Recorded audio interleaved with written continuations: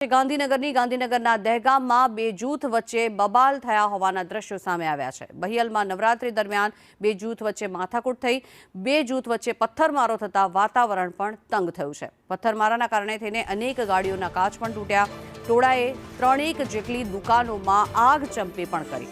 બનાવને પગલે ગામમાં ભારે લાગણી જેવી હાલ સ્થિતિ સર્જાઈ છે। ત્યારે આ સ્થિતિને કાબૂમાં લેવા માટે ટીયર ગેસના સેલ છોડવા પડ્યા છે।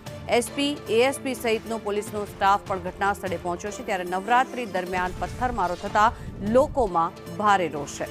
પોલીસે મોડી રાત્રે લગભગ 30થી વધુ લોકોની આ સમગ્ર મામલે અટકાયત કરી છે। મહત્વનું છે કે ખૂબ જ નજીવી બાબતમાં આટલું મોટું થઈ ગયું હોવાનું સામે આવી રહ્યું છે। ત્યારે મહત્વનું છે કે અત્યારે હાલ ખૂબ જ મોટી સંખ્યામાં પોલીસનો કાફલો ત્યાં ખડકી દેવામાં આવ્યો છે, જેથી કરીને હજી કોઈ અનિચ્છનીય ઘટના ન બને। બે જૂથ વચ્ચે પથ્થરમારો થયો હતો અને તેના કારણે થઈને વાતાવરણ તંગ થઈ ગયું હતું। આ સ્થિતિ જે આપ જોઈ રહ્યા છો, આ દ્રશ્યો જે આપ જોઈ રહ્યા છો, દહેગામના આ દ્રશ્યો છે કે જ્યાં બે જૂથ વચ્ચે માથાકૂટ થઈ હતી અને તેના કારણે થઈને પથ્થરમારો થયો। ત્યારબાદ અનેક ગાડીઓના કાચ પણ તોડી નાખવામાં આવ્યા છે। ત્યારે ટોળાએ 3 જેટલી દુકાનોમાં આગ પણ લગાવી દીધી હતી અને આ દ્રશ્યો જે હાલ આપ જોઈ રહ્યા છો, બે જૂથ વચ્ચે માથાકૂટના આ દ્રશ્યો છે।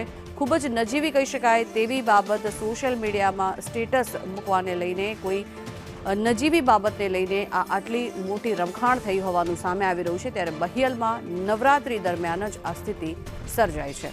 બે જૂથ સામસામે આવી ગયા હતા અને સામસામે પથ્થરમારો કરવામાં આવ્યો, જેના કારણે થઈને આ સ્થિતિ સર્જાઈ છે।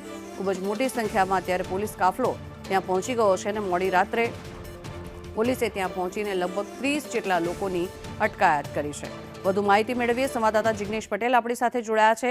જિગ્નેશ, શું સ્થિતિ છે હાલ અને આ સમગ્ર મામલો શું છે, શું હકીકત?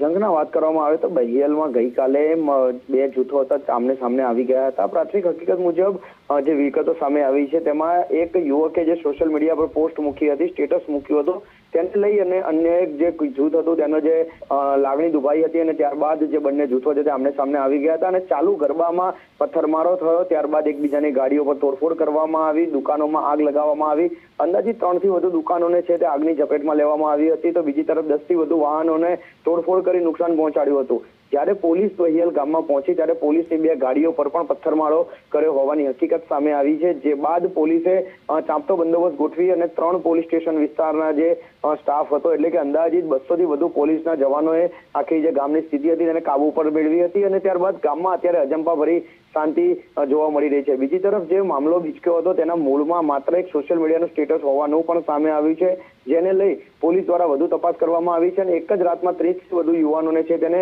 અટકાયતમાં લેવામાં આવ્યા છે। એટલે કે અત્યારે એક તરફ ગામમાં 9 યુવાનો છે તે પોલીસ કસ્ટડીમાં છે, તો બીજી તરફ ગામમાં અજંપાભરી શાંતિ જોવા મળી